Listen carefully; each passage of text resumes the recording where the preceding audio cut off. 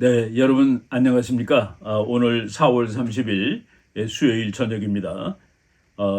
작금에 지금 진행되는 국제정치에서 가장 큰 사건은 역시 중국과 미국의 관세 전쟁이라고 말할 수가 있겠습니다. 제가 계속해서 중국과 미국 문제를 말씀드리는데 제가 그 지난주에 미국에서 나온 아주 그 재미있는 유튜브를 하나 봤습니다. 나온 지 별로 오래되지 않은 유튜브인데 그 유튜브의 타이틀이 Fall of a Nation, 그러니까 국가가 멸망한다, 국가가 어떻게 멸망한다라는 유튜브 이름이 그렇습니다. 근데 거기에서 지금 중국이 붕괴되기 직전 위기에 도착했는데 중국 붕괴의 그 위기 조짐이 17가지가 있다라는 것을 제가 아주 상당히 재밌게 봤습니다. 그리고 상당히 의미가 있어서 그 유튜브의 기본을 둬서 제가 좀 살을 붙이고 자료를 더 수정을 한 다음에 오늘 한번 그 강의 자료로 만들어 봤습니다. 그래서 오늘 그 강의 제목은 중국 붕괴의 징조 17가지, 중국 붕괴의 조짐 이렇게 말씀드리면 되겠습니다. 네, 여러분들이 그 사진 보시는데 이렇게 무너진 게 많아요. 중국 보면 무너진 것이 많은데 그래서 그 국가가 물리적으로도 무너지고 있구나 하는 그런 생각이 듭니다. 그리고 한 10여 년 지난 얘기지만은 철도가 고가도로에서 그러니까 탈선을 해가지고 떨어져서 참 많은 사람이 죽은 그런 사진들도 다 이렇게 기억이 납니다. 바로 얼마 안 된 일이죠. 지난달 한 달 정도 된 일입니다. 2025년 3월 28일 그 미얀마에서 대지진이 났습니다. 대지진이 나면서 그 지진 여파가 그 여러 군데를 좀 미쳤는데 그 방콕에서 신축 중이던 건물 30층짜리 한 채가 그냥 폭삭 가라앉았습니다. 여러분 보실 거예요. 이 사진 보시는데 그래서 우리나라 신문에는 중국이 중국했다라는 말이 아주 자주 쓰이는 말입니다. 참 너무나도 엉터리 같은 일이 일어났을 때 중국이 중국했다 이런 식으로 얘기해요. 지진에 무너진 917억 원짜리 건물. 맨 처음에는 지진이 심해서 무너졌는 줄 알았습니다. 그런데 보니까 방콕에서 무너진 건물이 그거 하나예요. 딱 하나이기 때문에 그러면은 지진이 심해서 무너진 것이 아니라 이 건물이 이 불량한 건물 아니냐. 그래서 조사를 해봤더니만은 여러분 또 다른 그림 보세요. 아무리 그래도 건물이 무너져가지고 이렇게 그냥 폭삭 쌓여버렸습니다. 그러니까 무덤처럼 쌓였는데 이 건물이 태국 정부의 행정감사기관, 우리나라 치면은 감사원쯤 되는 그런 건물을 짓다가 무너졌는데 이게 짓다가 무너졌으니 망정이지 다 완성된 다음에 사람들이 일하고 있을 때 무너졌으면 정말 큰일 날 뻔했다는 그런 생각이 듭니다. 중국이 건설 사업을 하고 있었는데 너무나도 그 엉터리 철근을 집어넣은 바람에 이렇게 무너져 버렸다는 그 그림을 보게 됩니다. 품질이 기준 이하인 불량 강철을 발견했다라고 이렇게 그 로이터 통신이 전하고 있습니다. 참 놀라운 일이죠. 건물이 다 무너졌으면은 지진이 너무 셌구나. 그런데 하나만 유독 무너졌는데 다른 건물들은 다 괜찮은데 보니까 말도 안 되는 그런 강철을 집어넣었다라고 이제 얘기하는 겁니다. 제가 본 유튜브에서는 이런 말이 나옵니다. 맨 앞전에 참 중국은 세계를 놀라게 했다. 우리 국제정치학자들이 지난 한 20년 동안 가장 중요한 주제로 삼은 것이 중국의 부상입니다. Rise of China.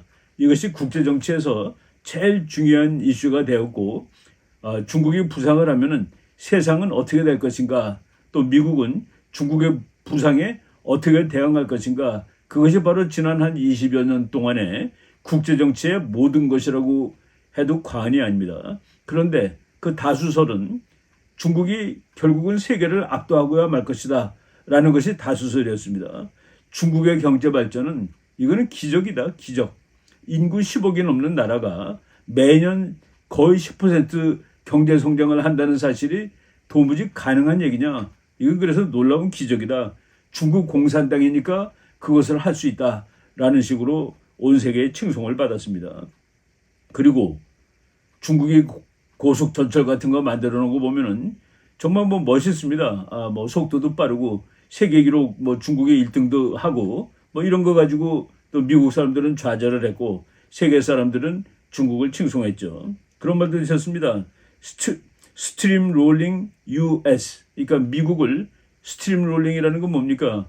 그 아스팔트 공사할 때 그 둥그렇게 바퀴 둥그렇게 깔아서 납작하게 만드는 그런 차를 스트림 롤러라고 그러는데 정국이 미국을 스트림 롤러로 그냥 밟고 지나가듯이 미국을 압도할 것이다 라는 것이 한 시대에 정말 압도적인 다수설이었습니다.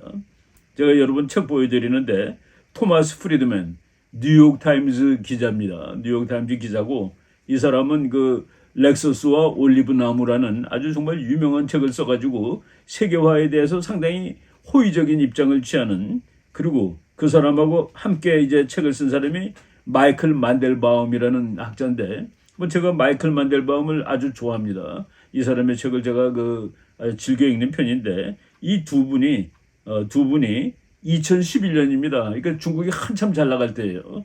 그때 책을 썼는데 책 제목이 That Used to Be Us. 우리가 1등이었는데 한때는. 지금 이 사람들이 중국 가갖고 보고 놀라는 거예요.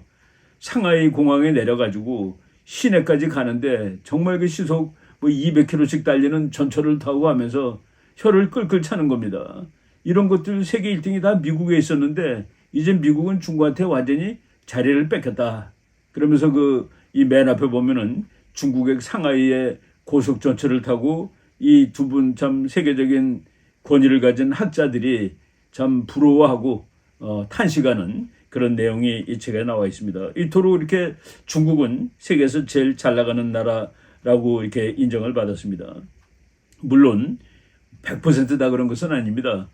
그렇지만은 소수파들이 그렇지 않을 걸, 중국이 미국을 도무지 앞설 수는 없을 거야라고 이제 글을 썼는데, 제가 이제 대표적으로 좋아하는 프랑스 학자들을 제가 보통 좀 부정적으로 보는데 이 기소르망이라는 사람은 제가 아주 좋아합니다. 이 사람이 우리나라에서도 2006년에 번역된 책이에요. 그러니까 그 2006년보다 잠깐 더 앞에 나온 책인데 중국이라는 거짓말이라는 책이 한국말로 나왔습니다. 중국이라는 거짓말. 우리가 중국에 대해서 많은 사람이 환상을 가지고 열렬하게 칭송을 하지만은 그것은 다 거짓말이다 라고 얘기를 했는데 이 책의 그 키포인트가 그렇습니다. 국민 80%가 저임금 노동력을 착취당하고 있는 나라다. 이 사람들이 중산층으로 올라갔는지 모르지만은 그 사람들이 행복하지는 않을 거다는 그런 얘기죠. 그리고 공산당 세력 20%, 이거는 그때 이제 공산당이 그래도 한 뭐 1억 가까이 될 때 얘기죠. 공산당 세력만이 경제 성장의 수혜자가 되고 있다. 그래서 이런 식으로 불균형한 성장이 계속되면은 오히려 중국의 문제가 더 커질 거다라고 이렇게 예측을 한 겁니다. 그리고 서양 사람들이 중국을 보고서 좋다고 그러는 사람들이 전부 다 이념적으로 좌파였던 사람들입니다. 그래서 좌파적인 환상 탓에 서양 사람들이 중국의 실상을 보지 못하고 잘못 분석하는 것이다 라는 식으로 기소르망이라는 전 프랑스의 대표적인 지식인이 예측을 했었습니다. 이 사람이 우리말로 번역된 중국이라는 거짓말이라는 책에 이어서 The Empire of Lies, 이거는 이제 미국에서 나온 책입니다. Empire of Lies. 중국은 다 그냥 완전히 거짓말로 이루어진 제국이다라는 이런 얘기가 나왔습니다. 오늘날 지금 이제 2025년이라는 시점에서 보니까 기소르망의 분석이 훨씬 더 적실성을 가지고 있다라는 것을 다시 한번 느끼게 되고, 그리고 제가 최근에 재미있는 사실이 미국에서 중국에 관련된 새로운 유튜브들이 아주 갑자기 많아지기 시작했습니다. 뭐 차이나 언센서드라는 것은 오랫동안 유명한 유튜브인데 그것 위에 디코딩 차이나라든가 하여간 중국에 관련된 그런 유튜브들이 신생 유튜브예요. 근데 제가 이렇게 봤을 때 이것은 정말 상당한 실력을 가진 사람들, 이거 개인이 이 정도 만들 수 있겠나 할 정도로 그 퀄리티를 갖춘 그런 중국 관련 유튜브들이 많은데 압도적인 다수가 중국이 지금 위태롭다라는 그런 논조로 이제 방송을 하고 있습니다. 물론 뭐 미국의 ABC라든가 CBS라든가 MBC 이런 방송들은 미국의 주류 언론인데 주류 언론은 압도적으로 중국을 칭송합니다. 친중이에요. 지금 트럼프가 이제 오늘로서 딱 100일 되는데 폭스뉴스에 나온 그 자료입니다. 폭스뉴스가 그 세 가지 미국의 주류 언론을 분석해 보니까 트럼프에 대해서 부정적인 뉴스가 92%, 긍정적인 뉴스는 단 7.8%밖에 안 되더라. 그러니까 우리나라는 그 92%의 부정적인 뉴스를 보니까 지금 새로운 진짜 어떤 일이 진행되고 있는지 잘 모르는 겁니다. 제가 그 17가지를 뭐 17가지가 이렇게 딱 분류가 명쾌하게 잘 된 것은 아니지만은 그래도 그랜드로 의미가 있다라고 생각해가지고 그거를 이제 말씀드리겠습니다. 그 유튜브의 맨 앞에 이렇게 나옵니다. China is a nation on the brink. on the brink가 뭡니까? 죽기 직전이란 그런 소리예요. 죽기 직전에 와 있는 그런 나라입니다. 라고 해가지고 이제 논리를 전개하고 있습니다. 그리고 뭐 중국에 대해서는 지금 미국에서 제일 트럼프 대통령한테 직접적인 영향을 미치는 사람이 고돈창이라고 말할 수 있는데 고돈창이 4월 28일 폭스뉴스에서 이제 경제만 주로 다루는 또 채널이 있습니다. 폭스 비즈니스라고 그래가지고 거기에 그 마리아 바르틸로모라는 이태리계 미국 아주 유명한 앵커우먼이죠. 그 사람하고 인터뷰를 하는데 지금 중국이 지금 뭐가 급해서 그런지 일본, 한국, 필리핀, 호주 이런 나라들한테 가서도 막 찝쩍거리고 겁도 주고 뭐 알랑도 떨고 뭐 이런 식으로 하는데 이렇게 중국이 참 정신 나간 듯이 행동하는 것은 체제 종말적인 행동이다. 체제 종말. 체제 종말이 뭡니까? End of regime. 그러니까 중국 공산당이 다 무너져가는 때 나타나 보이는 그런 콘덕트를 하고 있다라고 이렇게 그 설명을 하고 있습니다. 그래서 중국이 붕괴될지 모른다라는 것은 그냥 말하기 좋아하는 사람들이 하는 얘기가 아니라 상당히 수준 있는 학자들 사이에서 서서히 나오는 이야기다라고 말씀을 드리겠습니다. 17개 중에서 17개를 제가 이제 한번 쭉 정리를 해봤습니다. 첫 번째 위기는 중국의 부동산이 붕괴됐다는 겁니다. 중국의 부동산이 중국 GDP의 25 내지 30%입니다. 그리고 우리나라도 한때 그러지 않았습니까? 참 열심히 돈 벌어가지고 집 한 채 사면은 이제 나는 그래도 이제 뭔가를 이뤘다. 이 집이 값이 절대로 안 내려가고 오르면 올랐지. 하고서들 전부 집 한 채 사는데 온갖 그 노력을 바쳐가지고 집을 사고 그랬는데 뭐 중국도 신흥 국가로서 이제 그런 사람들이 뭐 대부분 많았었죠. 그런데 그것이 그냥 반값으로 내려가고 그러니 그 완전히 중국 사람들 재산을 그냥 반타작 만들어 놓는 주범이 아파트 가격 내려가는 거다는 그런 얘기입니다. 그래서 이렇게 그 중국 사람이 자기 자산이 푹푹 줄어드는 거예요. 부동산에서 큰 거 에버그란데라는 회사가 부도났죠. 뭐 너무 많이 만들다 보니까 고스트 시티, 사람이 안 살고 집만 있는 그런 도시도 생겼고 그리고 중국 사람들이 가장 소중하게 여기는 집값이 내려가 가지고 뭐 울고불고 난리가 납니다. 이런 일들이 지금 중국에서 있는데 짓다가만 아파트가 5천만 채라니 뭐 통계마다 조금씩 다르지만은 제가 본 자료들은 보면은 지금 짓다가만 자료들 빈집에 사람들이 다 들어가서 살면은 30억 명이 살 수 있다. 중국 인구가 14억 명인데 30억 명이 살 수 있는 집을 짓는다는 건 그게 경제입니까? 뭡니까? 바로 이런 일들이 중국에서 나타나고 있는데 이것이 중국을 붕괴시키는 그 첫 번째 요인이 될지도 모르겠다. 뭐 여러분들이 빈집들 그리고 고스트 타운들 이렇게 보면은 참 잘들 지어놨어요, 집도. 근데 이제 이런 것들이 전부 사람이 살지 못하는 곳이 되고 있다. 두 번째 문제입니다. Mountains of debt. 그러니까 빚이 너무나 많다 이겁니다.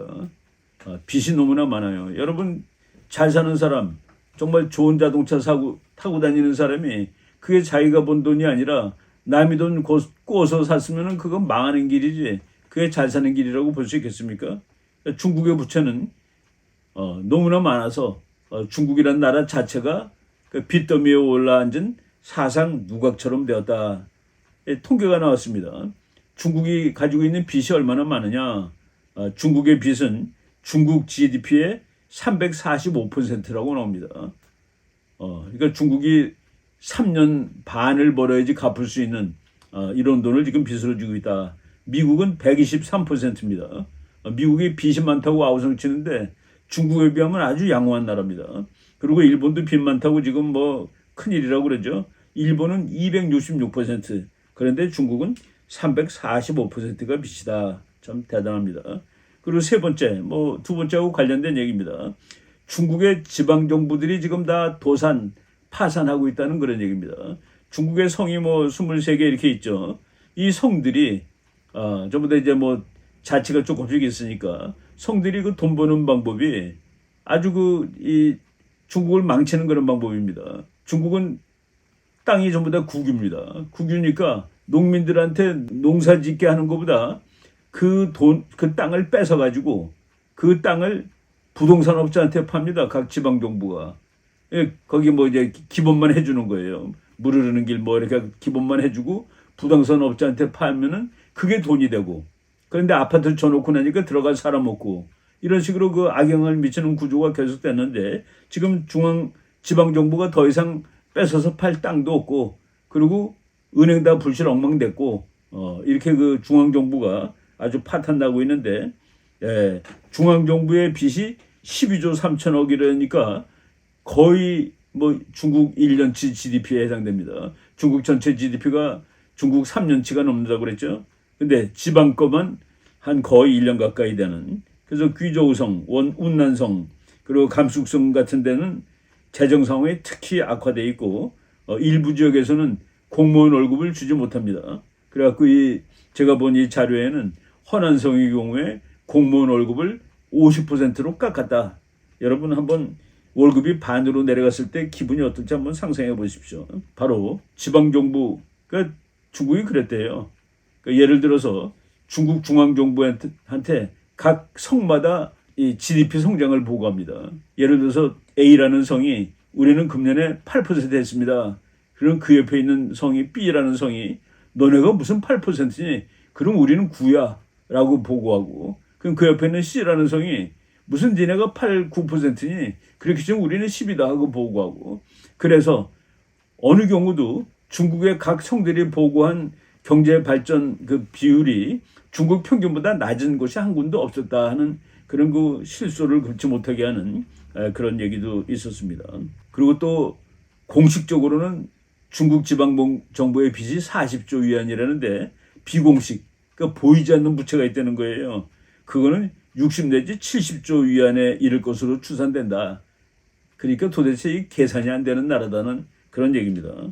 세 번째가 지방정부의 파산입니다. 네 번째는 그러다 보니까 은행의 위기가 오게 됐습니다. 뱅킹 크라이시스. 그래서 네 번째로 했는데 부동산 시장 위기하고 직결되는 것이죠.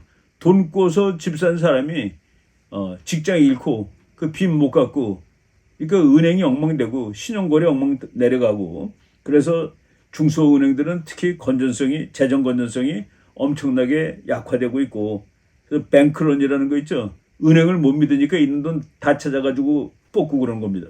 그런 사태가 지금 중국에서 속출하고 있다. 바로 은행을 믿지 못하면은 어떻게 되겠습니까? 그 나라 국가 경제가.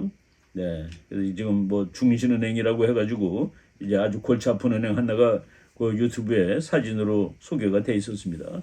그러면 다섯 번째, 이거는 제가 비교적 오래전부터 중국의 미래가 밝지 않다라고 주장한 그런 입장을 쭉 취했는데, 제가 그렇게 하게 된 가장 중요한 근거로 아직까지 삼아왔던 겁니다. Population Collapse. 중국은 인구가 붕괴되고 있는 중입니다. 인구가 붕괴되고 있다는 게 뭐냐?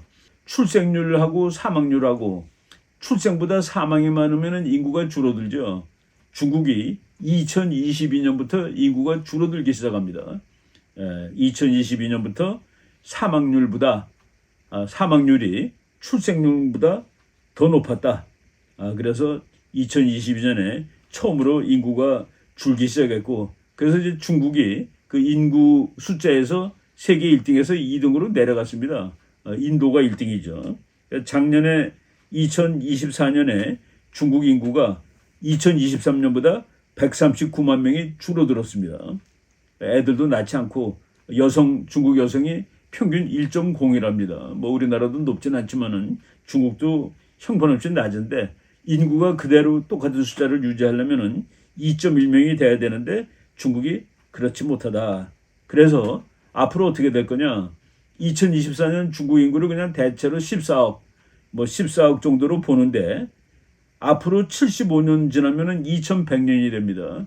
2100년에 중국 인구를 6억 3,300만 명으로 보고 있습니다. 이게 지금보다 절반이 안 되는 거예요. 앞으로 75년 후에 중국 인구가 지금의 44.9%밖에 안 된다. 근데 그런 나라가 계속 번영을 한다? 이게 말이 안 되는 소리다는 얘기입니다. 세계적인 인구 통계학자 중에 니콜라스 에버슈타트라는 학자가 있습니다. 내가 이 사람을 한국의 세미나에 초청하기도 하고 미국 가서도 만나보고 그런 사람인데 이번에 그 니케이 일본 신문에 이렇게 나왔어요. 중국의 그 노령 인구는 마치 일본의 잃어버린 세계와 같은 그런 문제를 불러일으킬 것 같다. 이거는 반은 맞고 반은 틀리는 겁니다. 그 이유는 제가 그 에버슈타트 교수가 중국 인구가 큰일이다라고 얘기하는 걸 듣고 뭐 일본도 마찬가지고 우리나라도 마찬가지 아니냐라고 반문을 했더니 에버슈타트 교수가 뭐라고 얘기를 해줬냐면은 일본은 부자가 된 다음에 늙고 있고 한국은 부자가 되면서 늙고 있고 중국은 가난한 채로 늙고 있다.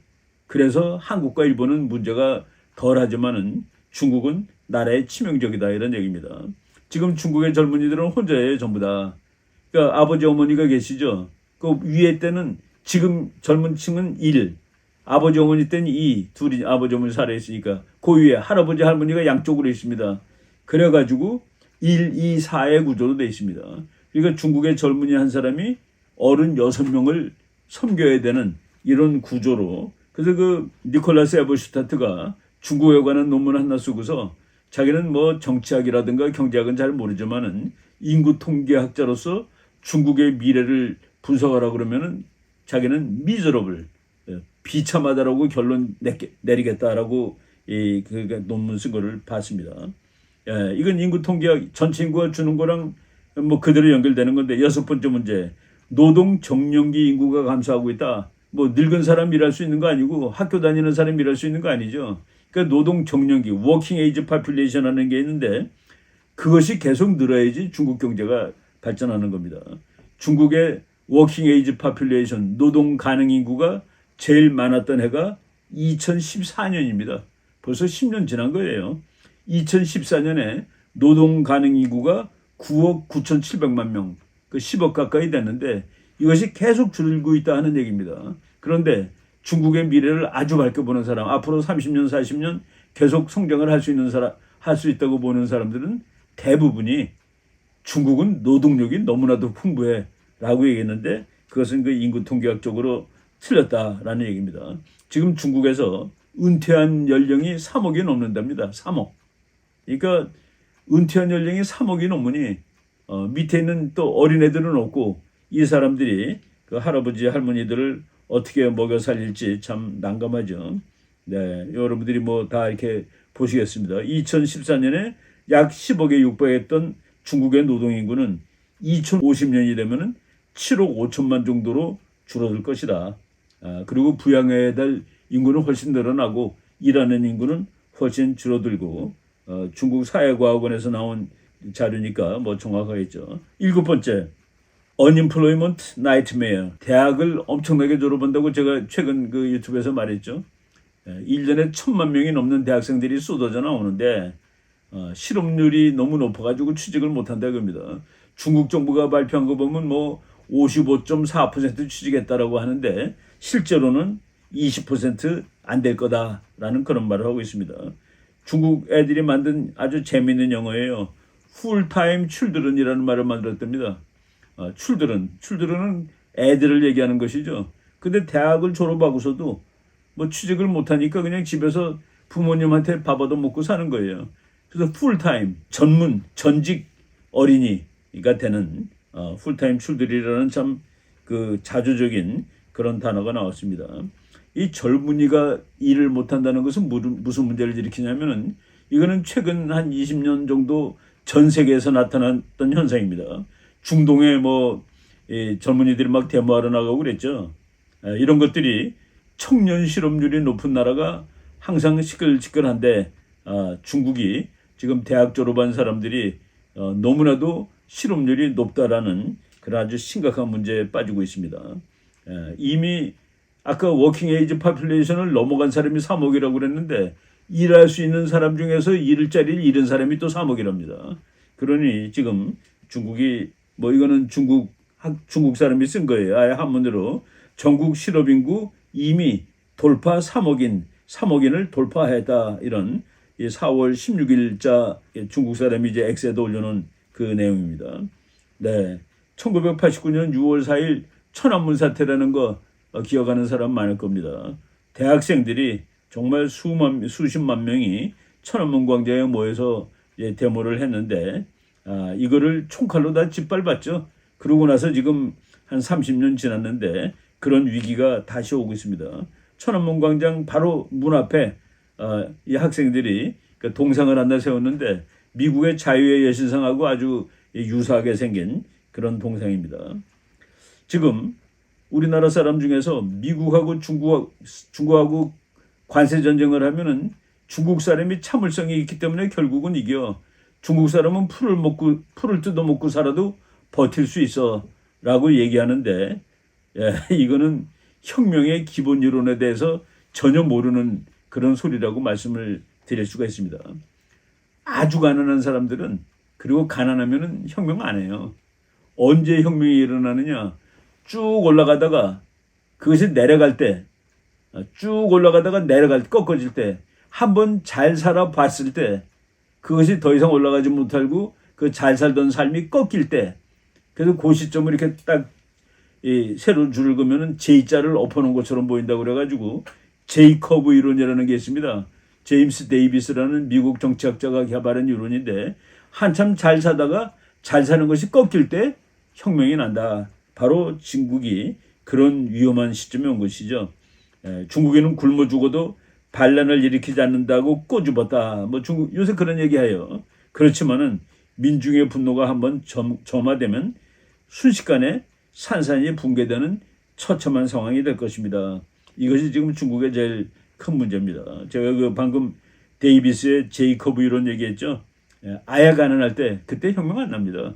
혁명은 어느 정도 잘 살게 된 나라, 그 나라들이 그 잘 살게 되면서 다시 꺾어질 때, 그래서 이때가 제일 위험하다라는 제임스 데이비스라는 아주 유명한 미국 정치학자인데 뭐 이미 작고하신 분입니다. 1918년생이고 우리 학교 다닐 때, 대학원 다닐 때 아주 흥미롭게 배웠던 혁명 이론이죠. 그리고 중국에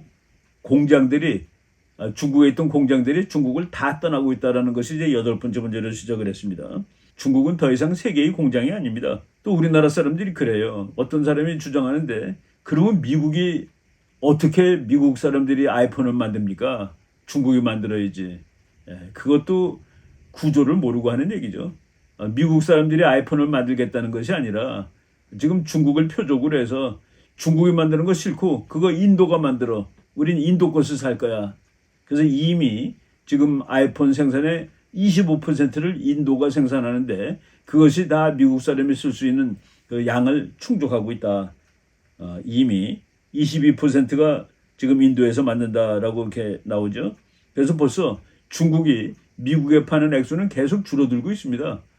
금년에 2024년에 약 3천억 정도 미국이 적자를 봤는데 그것은 많이 줄어든 그런 액수다라고 말씀을 드릴 수가 있죠. 아이폰이 벌써 인도에서 25%를 만든답니다. 그러니까 미국 사람이 사서 쓰는데 이제 중국 거 안 사고 인도 거 사면 된다는 그런 얘기가 되겠죠.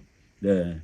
그러다 보니까 Foreign Direct Investment라는 게 뭡니까? 외국이 한 나라에 직접 투자하는데 여러분 그 도표를 보면은 뭐 그냥 급속직하로 내려가고 있죠. 그러니까 중국에서 달러들이 다 빠져나가고 외국 공장들이 다 빠져나간다라는 이 사실입니다. 그러다 보니까 월남으로 다 넘어가고 있어요. 그래서 월남의 대미 수출액이 지난 한 7년 동안에 2018년부터 2025년까지 무려 180%가 늘었습니다. 그리고 중국은 이제 중국의 공장들이 다 외국으로 빠져나가다 보니까 중국의 수익 감소가 30%에 이르고 있다. 중국이 수출하는 나라인데 그러지 못한다는 얘기입니다.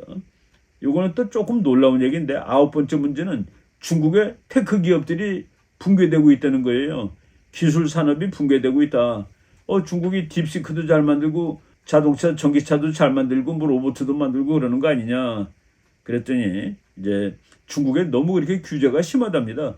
규제가 심했기 때문에 중국 정부가 이런 이 개인들, 그러니까 국영이 아니고 개인들이 하는 거에 너무 규제를 심하게 해가지고 작년 무렵에 중국 정부의 규제 때문에 중국의 테크 산업이 잃게 된 그 돈이 1조 1천억 달러가 됩니다. 1조 1천억. 그러니까 우리가 생각하지 못했던 거예요. 우리 많은 사람들이 그래도 AI라든가 이런 것이 중국이 지금 미국하고 맞먹잖아 라고 생각을 했었는데 그렇지 않답니다.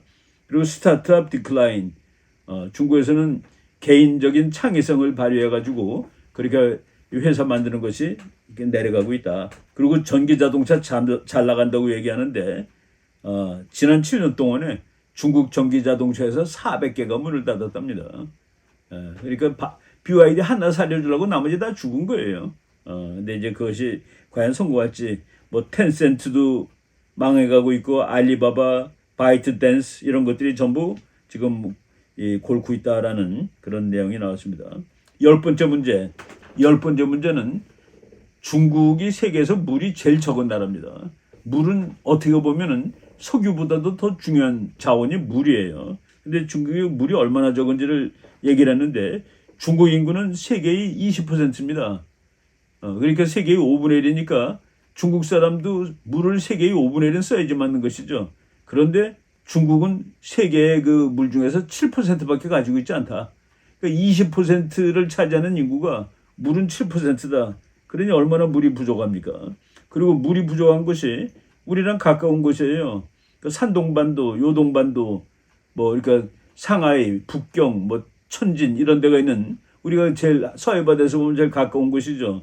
거기에 인구가 4억 명이 몰려 살고 있는데 이 4억 명이 몰려 살고 있는 곳에 특히 물이 부족하다. 그리고 지하수의 86%가 오염돼 있다. 그리고 양자강 물이 지난 한 30년 동안 양자강의 물이 15%가 물의 양이 줄었답니다. 그 큰 강을 통해서 이제 이 물을 공급받는데 바로 물이 부족하다는 거. 11번째, 이것도 치명적인 건데 식량이 부족한 나라다. 식량이 부족하다. China can't feed itself. 중국은 스스로 국민들을 먹여 살릴 수 없다. 모자라요. 얼마나 모자른지. 중국 사람들이 제일 많이 먹는 거가 대두라고 그러죠. 큰 콩. 대두의 85%를 수입합니다. 그리고 중국 사람의 쌀, 주식이 85%가 작업이고 15%를 수입합니다. 그리고 중국이 산업화를 이룬 다음에 식량 수입이 10배가 늘었답니다. 10배. 그러니까 이제 좀 잘 먹게 되다 보니까 또 그리고 농부들이 공장에서 일하다 보니까 이렇게 식량을 수입을 많이 하는데 2023년 기준 식량 수입이 1,400억 달러다. 그러니까 세계적으로 식량을 많이 구입하는 나라가 됐습니다. 제가 여러 번 말했지만은 정말 그 세계의 1등 강대국이 되려면은 식량과 에너지를 자급해야 됩니다. 근데 지금 중국이 식량을 자급은커녕 형편없는 나라가 되고 있다는 얘기입니다. 지금 방금 얘기했죠. 에너지를 자급해야 된다. 에너지 디펜던스. 중국은 에너지를 해외에 엄청나게 의존하는 에너지 부족 국가입니다. 에너지 수입 금액으로 보면 중국이 세계 1위입니다. 2023년도 중국의 석유 수입 비율은 73%, 자기가 쓰는 석유의 73%를 외국에서 사옵니다. 그리고 중국의 석유 비축량은 81분이다. 이게 큰 전쟁 할 수 있을까요? 80일 어찌밖에 석유가 없는 나라가. 전쟁이 딱 일어나는 순간 중국으로 오는 석유는 다 막힐 텐데 중국 에너지의 주 요소는 아직도 석탄이다. 석탄이 56% 이런 식으로 아직 중국은 태양광 같은 거 이제 많이 만들지만은 요번에 중국 태양광 미국이 3,200 이거 말이 되는 숫자인지 모르겠어요. 그러니까 한마디로 말하면 이제 너네 거 안 사. 이제 그만 팔아. 이런 거랑 마찬가지죠. 이런 식으로 중국이 에너지가 부족하다. 그다음에 지금 중국 사회는 너무나도 범죄가 만연해 있고 사회가 불안하다 하는 얘기입니다. Crime and social unrest. 너무 범죄가 많고 너무 폭동이 많이 일어나고 있어요. 조용한 것 같죠? 보도 안 하니까. 보도 안 하면 모르죠. 우리가 중국이 조용하고 중국이 지금 피를 흘리고 있는 것이 보도가 되지 않으니까 미국이 지는 거야? 미국은 다 보도가 되잖아요. 이런 얘기가 나오는 겁니다. 2023년 한 해 동안 중국의 노동 분규가 30% 증가했습니다. 그리고 여러분 이거 믿을 수 없는 그런 통계지만 맞는 거예요. 믿기지 않는 이야기일지도 모르지만 국방 예산보다 경찰 예산이 더 많은 나라가 중국입니다. 중국의 그 치안 예산 2,160억 달러입니다. 작년 경우. 중국의 국방 예산 2,090억 달러입니다. 그러니까 경찰 예산이 국방 예산보다 더 높은 나라예요. 그러니까 얼마나 그 사회가 어려운 사회냐 하는 것을 증명하죠. 그 14번째, 이건 뭐 중국이 이제 대외 정책의 실패인데, 벨트 앤드 로드 페일리어. 그러니까 1대1로 정책이 완전히 실패로 들어갔다. 중국이 돈을 엄청 꿔줬습니다. 150나라한테 꿔줬다는데 그 나라들이 전부 다 불실한 나라라고 빚을 못 갚아요. 그럼 빚을 못 갚으면은 가서 땅을 뺏으면 된다는데 과연 땅을 뺏을 수 있는지 한번 몇 나라 사례를 보겠습니다. 파키스탄이 중국한테 빌린 돈이 파키스탄 GDP의 19.6%입니다. 라오스가 빌린 돈은 라오스 GDP의 50%예요. 그리고 콩고가 빌린 돈은 콩고 GDP의 20%.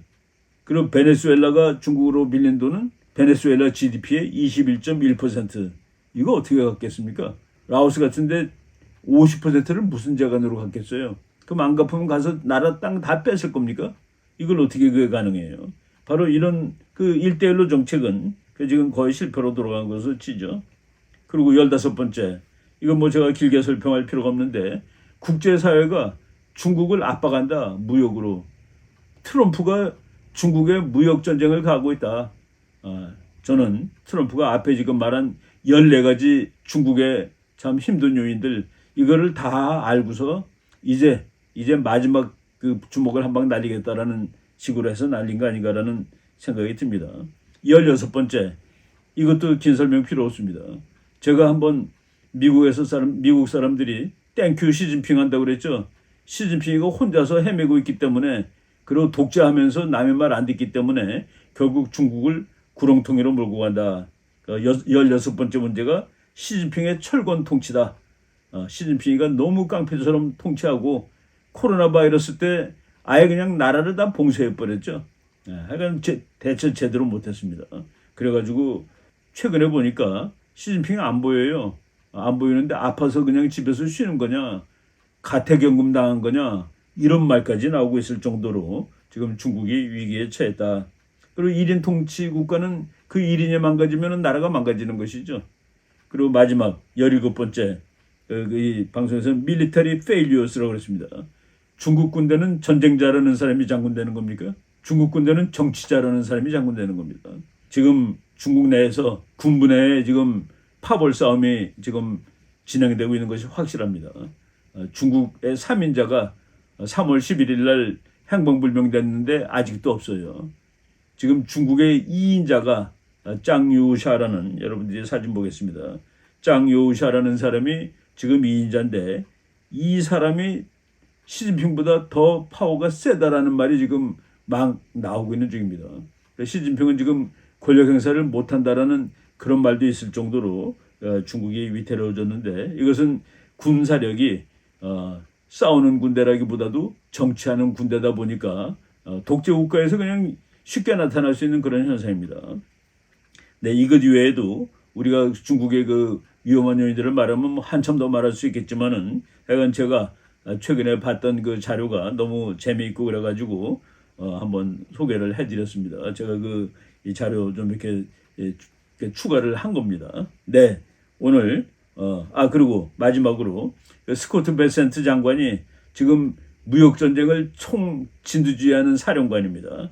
이 사람이 이렇게 얘기했더군요. 이게 결정타입니다. China economy is on unsustainable model. 그렇게 해서는 끝까지 발전하지 못한다는 얘기입니다. 중국이 모델을 바꿔야 돼요. 어떻게 바꾸면 끝까지 갈 수 있겠나? 미국식으로 진짜 자유주의 자본주의로 바꾸면 됩니다. 근데 그렇게 되면 공산당이 문을 닫아야 되겠죠. 할 수 있을까요? 네, 이런 것들 때문에 중국이 결국은 참 공산당은 붕괴의 운명을 맞이하고 있다라고 생각을 합니다. 네, 오늘 요 정도까지 말씀드리면 될 것 같습니다. 여러분 감사합니다.